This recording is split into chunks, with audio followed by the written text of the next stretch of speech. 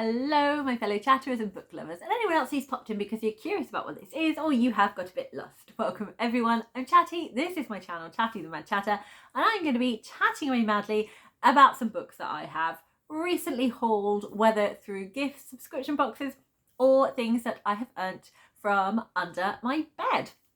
It is one shot, there is no editing, but I haven't got my little teacup gimmick cup with me because I have books around me. It's very cold, I'm tucked under a blanket, I'm wearing my woolly hat, but it's technically my winter book haul, so it kind of goes with the vibe.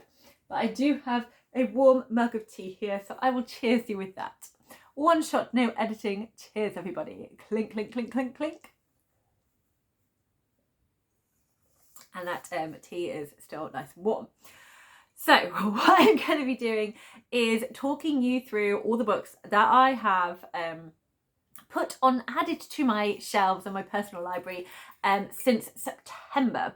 So my last book haul finished in August, so it's quite a while ago. Basically, I should have done this in November, but November is so full of all the middle grade Readers' Choice Awards and kind of like winding down to the end of the year. And there just wasn't space for it. I didn't have the time to do it. So what I have done is I have gone through my like yearly plan of how I want to put like my staples, my Booktube staples, like my book hauls and series alongside all the other bits in. And I'm spreading it out. So I'm trying to spread the load so it kind of flows more evenly throughout the year. So I've adjusted kind of when I do my seasonal hauls. So what I'm going to be giving you today is not just September, October and November. I'm also going to be doing December and January as well. So it's the winter book haul, and then I will be doing another book haul at the beginning of May, which will be my February, March and April books. So this is the first book haul I've done where I didn't have two subscription boxes. I only have one now. It is Shelterbox, where I get a book every 6 months, and it is usually well, I don't vote because I like to have the surprise. And I'd get sad if the one I wanted we didn't get it in the post. But other people who subscribe to this vote for one of 3 books. The most popular one is then sent to everyone, and there is kind of a book club side to it where they read and discuss it. I've not been able to do that part because I'm behind, but I do like getting books where I don't necessarily think I would have picked up. So some of them will work for me, some of them don't, and I have had some really fantastic ones that I've been very excited about. So I'm going to go through it in a monthly basis. I haven't really got any other kind of categories. I haven't got any library books for you this time. I haven't got any books that I'm specifically unhauling. There's really not enough. There's like a couple. So I'm just going to show you the books that I've hauled over the last 4 or 5 months. So in September, the book I got in the Shelterbox subscription is this one that I'm really excited for, and it is How to Save Babylon by Sophia Sinclair. So this was shortlisted for the Women's Non-Fiction Prize. Everyone who I have heard talk about this book talks about how amazing this is.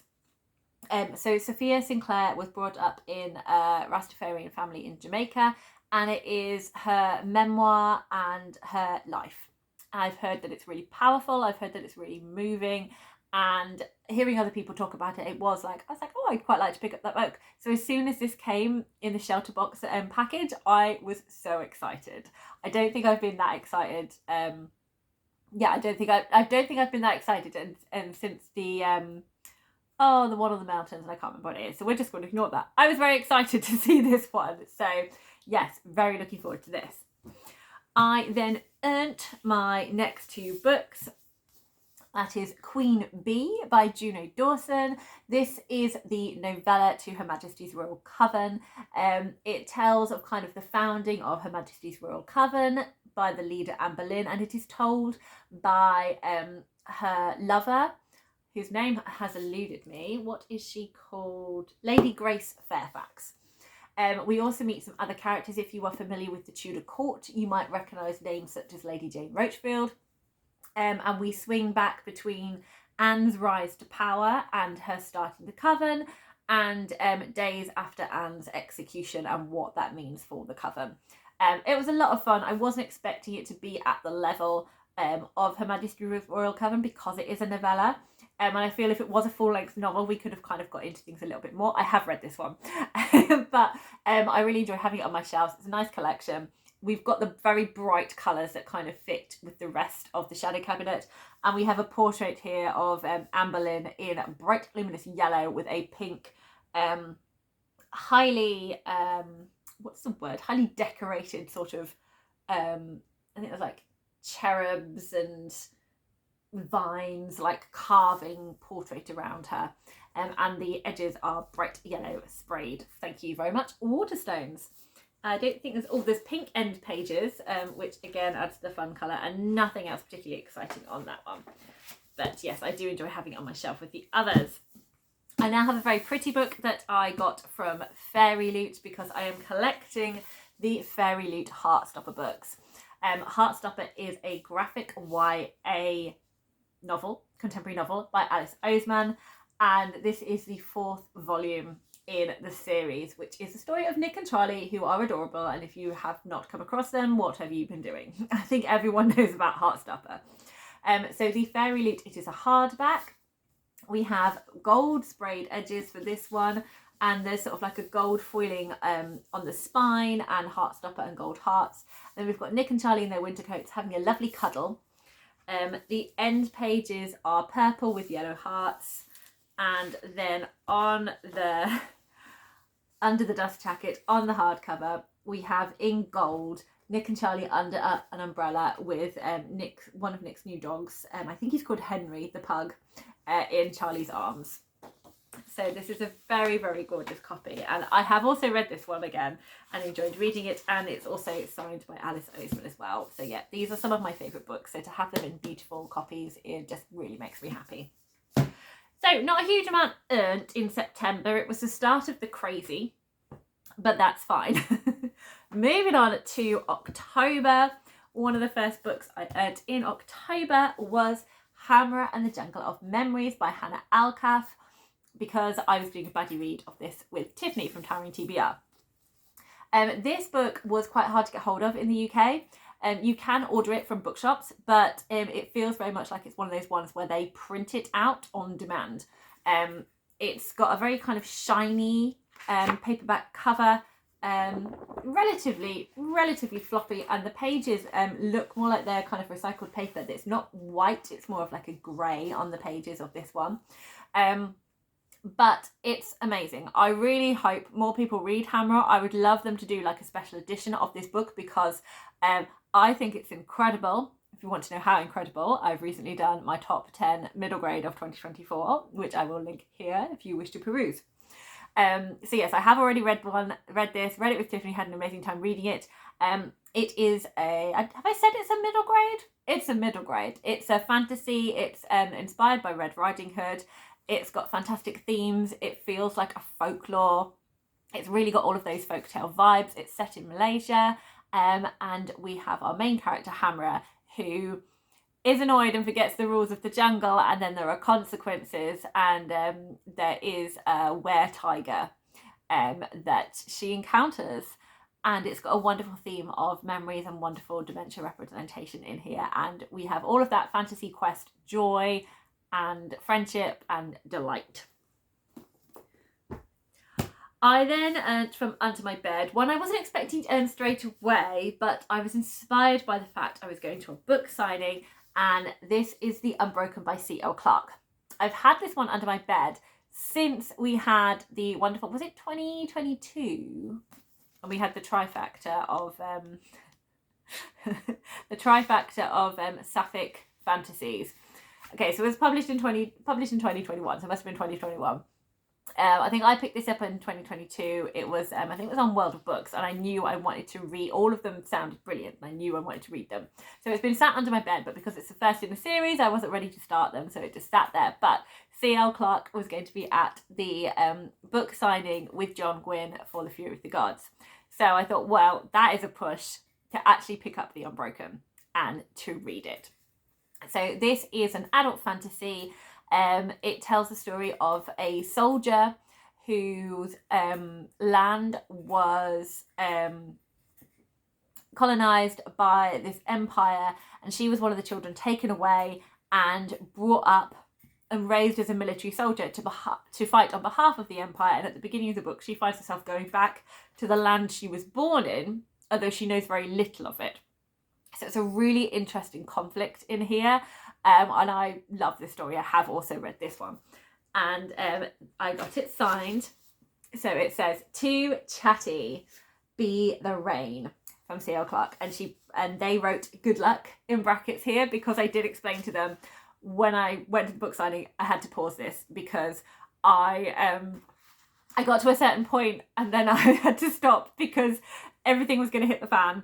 And I was really worried for Terrain, our main character, who I love, and I didn't know which way it was going to go. And I knew I needed to sit down and just basically read the book in one sitting, so I was going to be okay. They actually really enjoyed that and was like, "Oh, you're gonna have to let me know how it goes." And they're very interested to find out sort of like what bit of the book it was that I'd got to. So yes, very excited to have hauled that one and read it. My final haul for October was another middle grade. It is The Lost Library by Rebecca Stead and Wendy Mass. Again, this book was hard to get hold of in the UK. I did get hold of it from the website Books Please. And I got the hardcover of this one. I got paperbacks of the other two. One of the paperbacks, again, like the Hamra book, it feels like it's been printed on demand. But this book is really nice quality. Under the dust, so the end pages are gold, and under the dust jacket, we've got a little silver cat paw on this green hardback, which is adorable. So on the front you can see this little free library. So it looks like it's all made of wood with shelves in there, and you've got a cat sat on the top. There's also a mouse with a key and some books in there, and then you have our human protagonist is also the cat protagonist, and then there's this sort of ghostly building sort of behind them. So it's a bit of a mystery and a sort of love story to books, and there's some really fun characters in it. So this was a really sweet read. This was actually the winner of the 2023 Middle Grade Readers' Choice Awards, which is one of the reasons I was getting it, because I wanted to read the top books within that. And it's just a really nice one to have on the shelf. So yeah, I've actually read all those books from October, read all the books from September, so there's only kind of one book, which is How to Say Babylon, that I hadn't read from all those I've hauled. November's different. November's got a few more in it. So, in November, I was finding life a bit tough. So I kind of, so there was a few more books within November. I was very kind to myself in November. So to start off with, I have the next Shelter book that I got. And that is The Djinn Waits 100 Years by Shubnam Khan. I don't know anything about this one, so I will read the back of it. Something is stirring in the East Wing. The Djinn have been silent for decades, but now it has secrets to share. Mina and Sana are born decades apart, united only by the imposing cliff-top mansion they both call home. Akbar Manzil wants the grandest house in South Africa, but Sana's curiosity pulls her deeper and deeper into the troubled history of Akbar Manzil and those who lived there before her. As she begins to uncover the dark secrets concealed within its walls, she is unaware that a djinn is watching. Grief-stricken, full of longing, and finally ready to be heard. I'm actually really excited, having just read that. This sounds really cool. I love books that have got djinn in them. I'm really intrigued by this history of this house. I like the idea of the two timelines. I think this is going to be a lot of fun. So I'm glad to have reread it and piqued my interest again in this book. Okay, so as I mentioned, I had a book signing that I went to, and this was in November, and it was at Waterstones, and it was for The Fury of the Gods by John Gwynne. So obviously I got my own copy there. It was so wonderful to hear John Gwynne talk about his books. Two of his sons, Will and Ed, who you will know from Booktube as the Brothers Gwynne, I will leave a link to their channel here, were interviewing him, and it was a lot of fun. They also interviewed C.L. Clarke as well about the book that they are going to be releasing this year, which I'm very exciting. There's 3 of them. And so it was so good to finally get my hands on this copy of The Fury of the Gods, which is the final book in the Bloodsworn saga, which I have been absolutely loving. So it's a hardback. There is kind of like a rearing monster creature on kind of each of the books, and in this one we have a snake.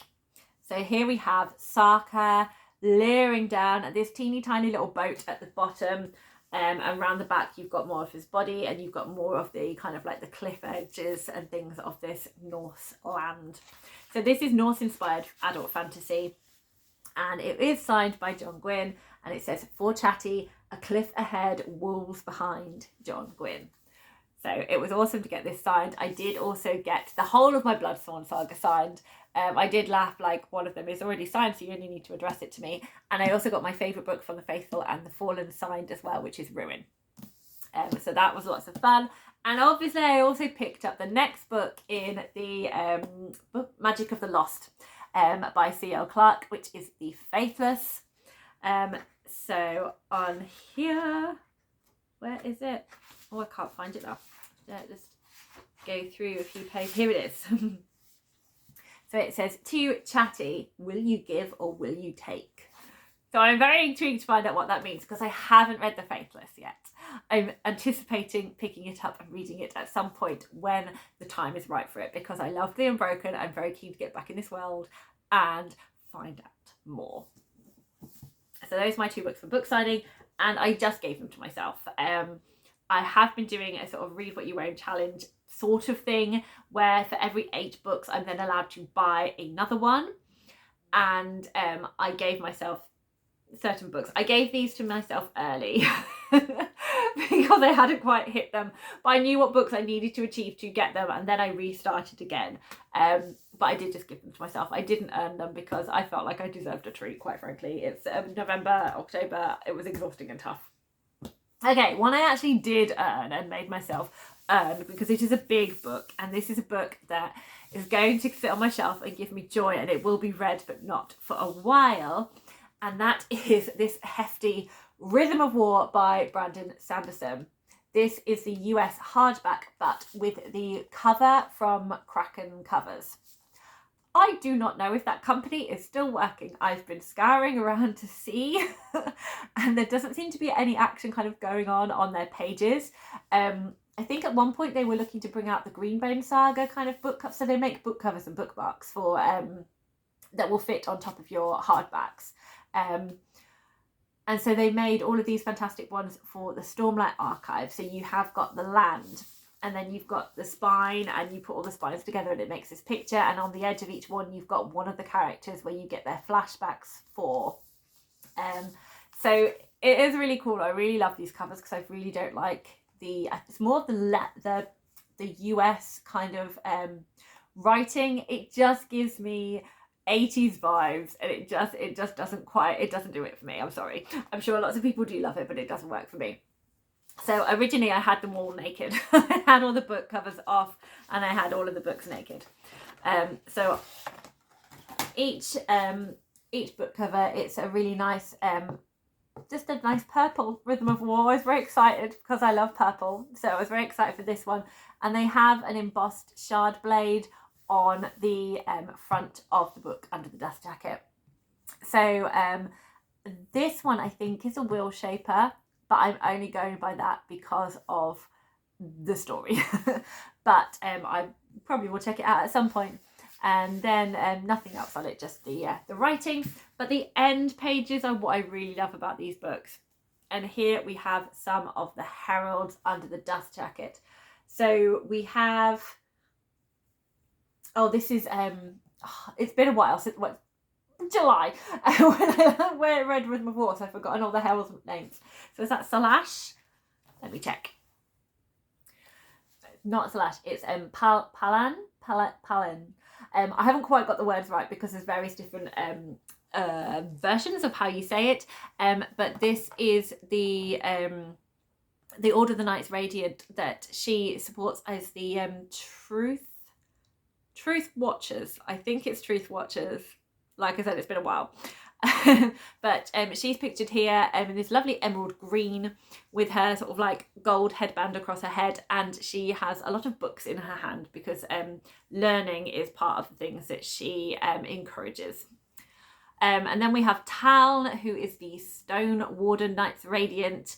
who is the one that doesn't break. He's the soldier, the last one standing, the one that's got your back.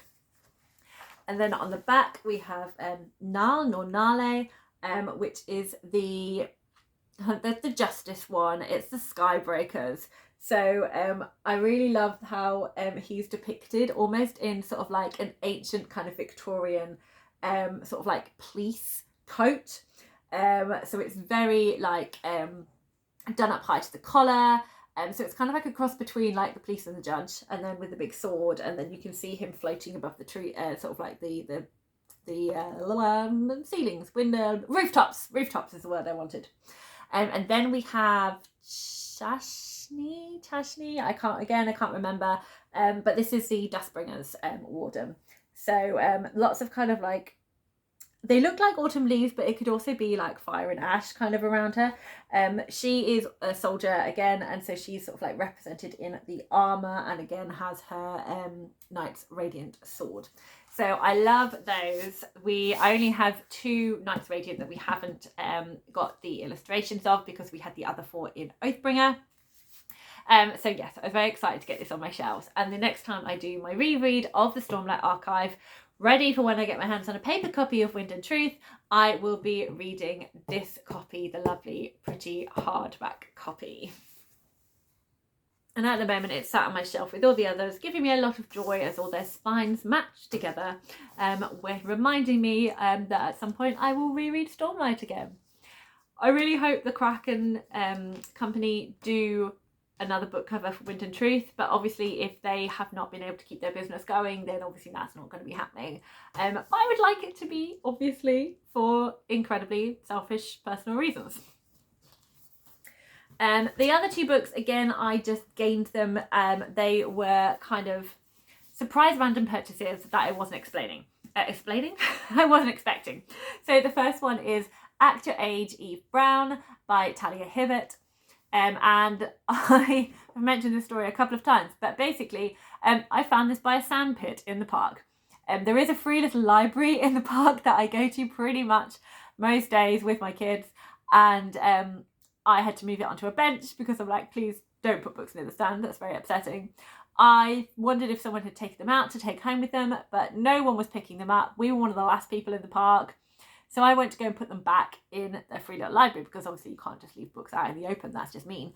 And then I realised it was Act Your Age, Eve Brown. And I was like, well, might as well bring it home and read it. I read the other 2, really loved Chloe, enjoyed Danny, I'll just read it and bring it back.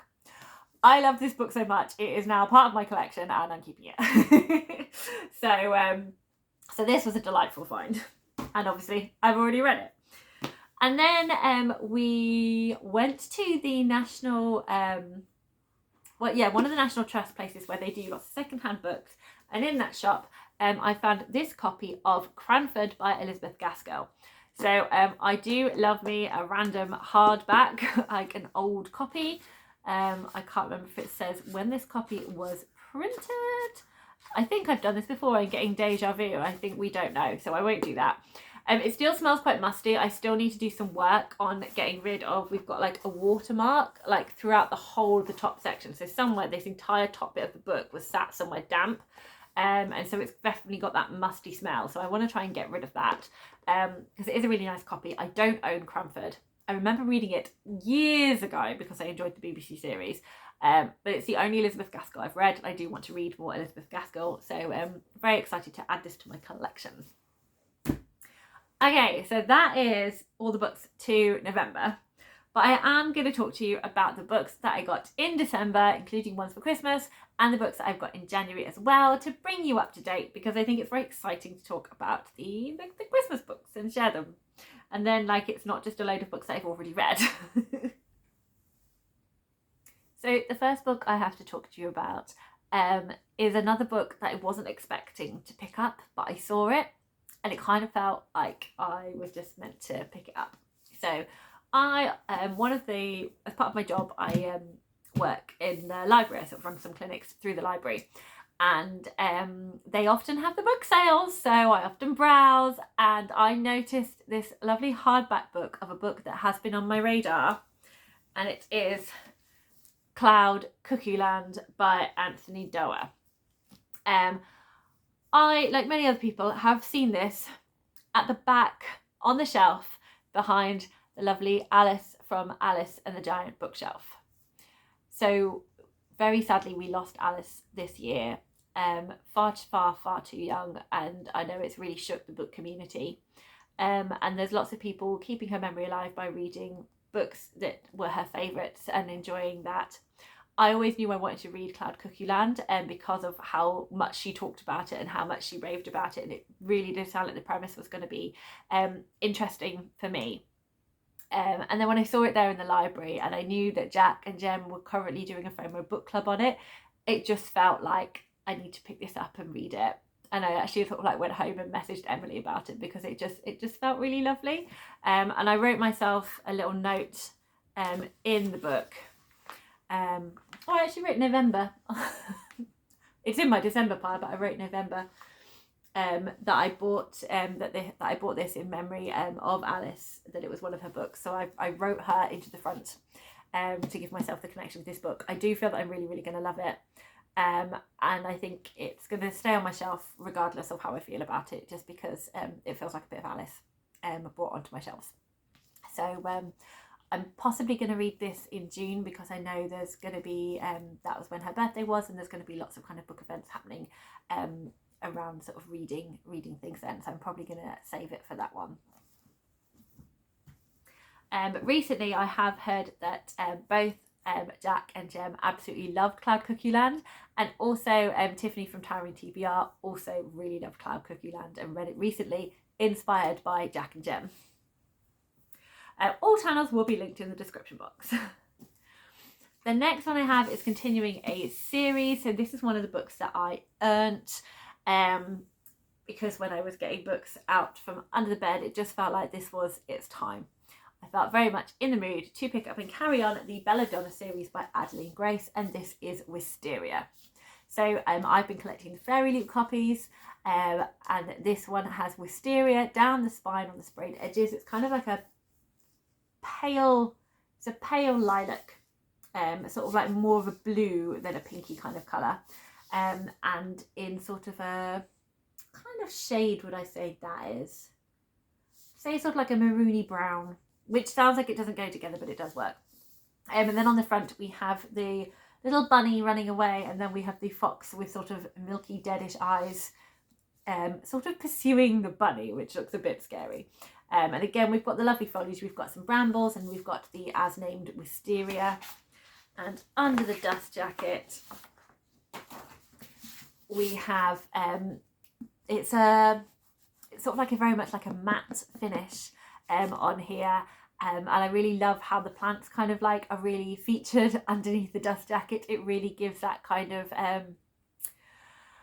it's very much a kind of like naturey gothic vibe that all of these books give, which I really enjoy.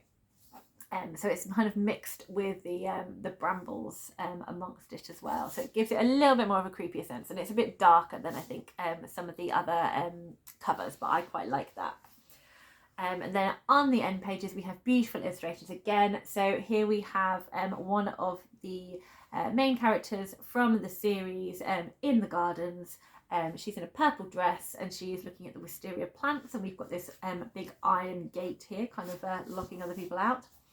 And then on the back we have this very important tree with the beautiful wisteria drooping down, and then we have a couple looking lovingly at each other under the tree. And yeah, and it's also been signed as well by Adeline Grace. So this was a very beautiful book, and I did enjoy, I have of course read it, and I did enjoy finishing off the Belladonna series. At least I think it's finished. There could be room for more, I don't know, but generally feels finished-esque. So yeah, it's a series that I really enjoy, so it's nice to have that complete and on my shelves. Next I have the final Shelterbox book that I'm showing you within this haul, and this is The Other Americans. Cover is quite interesting on this one. It is basically an aerial view of a street. So we've got houses with very beautifully mown lawn. The lawn does not look overgrown, it all looks clipped and trimmed. There's some trees, again, they're all, none have grown wild, they've all been looked after. There's some cars on the drives, I quite like that The Other Americans is written down the path kind of vertically. And on the driveways, we've got some quotes. It's quite a busy cover. And I'm really not sure if this book is going to be a book for me or not, but I'll read you the blurb. Late one spring night, Driss Gororu, a Moroccan immigrant in California, is walking across an intersection when he is killed by a speeding car. The repercussions of his death bring together a diverse cast of characters deeply divided by race, religion and class. As the characters tell their stories and the mystery unfolds, Driss's family is forced to confront its secrets. A town faces its hypocrisy, and love in all its messy and unpredictable forms is born. I don't know if this is going to be for me just because it sounds quite drama-y and saga-y, and that does not work well for me in a contemporary setting. So I'm not sure. It could be amazing. I could be wrong, and it might work because the themes sound interesting, but I'm not really good with family dramas where someone's died unless it's kind of set in like more of a 1930s mystery type of situation. But I could be wrong. I will give it a try and see how I feel. Then I have some Christmas gifts, the final ones for December. So first of all, my children, with the help of my mum Nata, picked out a book to give me for Christmas from my big hoard under my bed. So my little dormouse chose The Bridge Home by Padma Venkataraman, and this is is it historical? It's either historical or contemporary, I'm not sure. But it says, readers will be captivated by this beautifully written novel about young people who must use their instincts and grit to survive. Padma shares with us an unflinching peek into the reality millions of homeless children live every day, but also infuses her readers with the stories of hope and bravery that will stay with everyone long after they turn the final page. I've heard really good things. It is a Walter Award winner for Outstanding Children's Literature. I don't think I've read anything by Padma Venkataraman before, but I have heard of quite a few of her books and heard people really enjoying them. No, I haven't got any further information about what the book's about, but I know it's about 4 children and I've heard amazing things about it, so I feel it's going to be one that I will love. And my Mad March Hare chose Miss Mary Kate Martin's Guide to Monsters, The Wrath of the Woodling Worm. So this is about a girl who her mum, her mum's an archaeologist, and she kind of goes with her from town to town, and then she has a notebook where she likes to write things down, and she realises there is a mysterious monster within this place that they have come, and it's from a legend. And so Mary Kate decides to investigate and get to the bottom of this mystery. This, I think, is just wonderful, whimsy, middle grade fantasy, very warm and kind of adventure-esque. So I'm really looking forward to this one. My mother-in-law gifted me a book for Christmas, and this is The Lost Bookshop by Evie Woods.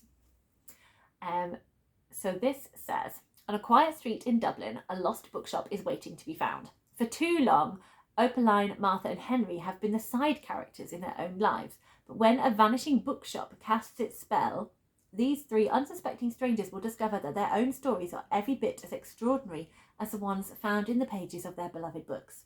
By unlocking the secrets of the shelves, they find themselves transported to a world of wonder where nothing is as it seems. So I don't know if this is kind of like whimsical fantasy or if it's more magical realism, but I'm intrigued. It's got books in the title. I feel it's going to be fun. I do like on the cover we've got a bookshelf with a little house kind of in the middle there, and we've got some nice gold foiling from the leaves that are surrounding it too. And then next I bought myself a book for Christmas. I gave myself a treat of choosing one book during the Waterstones Boxing Day sale, and this book has been catching my eye for a while, and I was contemplating it. And then when it was there for half price, I was like, well, it needs to be mine, doesn't it? So this is actually a bind up of 2 books. And the first book, my interest was piqued in this during our Booktuber meetup in March, where quite a few people from that time were picking up this book. and I think I was getting FOMO and was quite intrigued by what they were picking up, and that was Days at the Moriarty Bookshop. So this is called With Love from the Moriarty Bookshop by Santoshi Yaksawara, translated by Eric Ozawa. So this includes both Days at the Moriarty Bookshop and More Days at the Moriarty Bookshop. And it's hardback, which is always my favourite. So we've got yellow along the bottom, and then we've got this really beautiful sort of like teal foiling done in sort of like arcs, rainbows, and then in the middle we've got this circle which has part of the front cover to Days at the Moriarty Bookshop. So you've got the bookshop shelves, and you've got the shadows of two people sort of just behind the door. And then on the back it is the same, but in this circle you have the front cover of More Days at the Moriarty Bookshop, and you have a man and a woman on either side again of this sort of like hatchway, and there's a cat curled up on some books there. And then we have the end pages, which again has that yellow binding kind of along the bottom, and then we've got lots of books and plants on the shelves, and it is also the same on the back there. And we also have a little ribbon bookmark as well. So it's a really cute, lovely book. Okay, so I'm now going to move on to January, and that is my final month of books to share with you. Oh. So in January, I have been doing really well. I have been doing a lot more healthy things. I'm very proud of myself, actually. I'm feeling in a much better place. So that's all good. So I have earned this book that has been under my bed for quite a little bit, and I'm very excited to get it on my shelves, and that is Upon a Frosted Star by M.A. Cusnier. So M.A. Cusnier wrote the Midnight in Everwood, which was a Nutcracker retelling. This is a Swan Lake retelling, and again it's going to give me all those wonderful wintry vibes. The front cover is very gorgeous. We have a swan in the centre on a lake, and then around it, in a mixture of like pale mint green and darker greens and sort of teals, we've got bulrushy-esque flowers, and they are outlined in gold foiling, and they go all the way up to the top. And we have a very, very dark green, so it kind of looks black, sky, and the title Upon a Frosted Star is set on that, and it's all kind of dotted in starlight.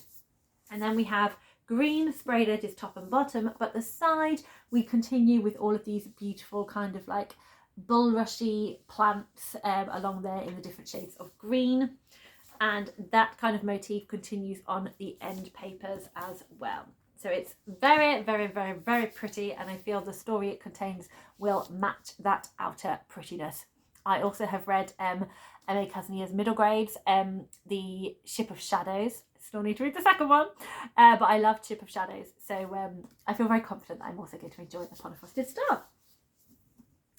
I then have a middle grade book, and this is a book that I have started reading in February, and that is the 5th book in the Pages & Co series by Anna James.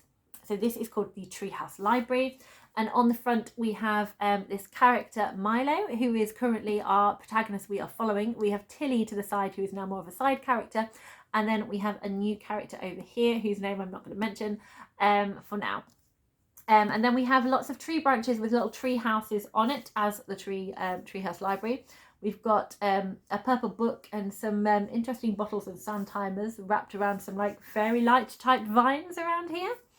And then on the back we have again tree houses in trees with like a walkway rope bridge between them, and we have someone who very much looks like their Friar Tuck. It's a monk. You see someone in a forest in a cassock, you think Friar Tuck. There is also this kind of little squirrely badgery type of creature here. I can't work out if it's a squirrel or if it's a badger, because it's got a nose that kind of like snakes up like a tail, which sounds very weird. It says, sometimes you have to read between the lines. And under the dust jacket on all of these hardback Pages & Co UK books, you get this delightful array of pages from books with some random objects. So here we have a fox, we have tree branches with fairy lights between them and a robin on it. We have lots of potion bottles and open books, an owl, a cat and a clock. And the writing says, lost properly, recipe, the book of books, and we leave a trace of magic in every book we read. Then on the back we have a bow and arrow, hence Robin Hood, that's what I'm thinking, 3 wooden spoons, a sword, more potions bottles, more squirrels, and more books. And it says, impossibility and imagination is in our bones and in the roots of the world.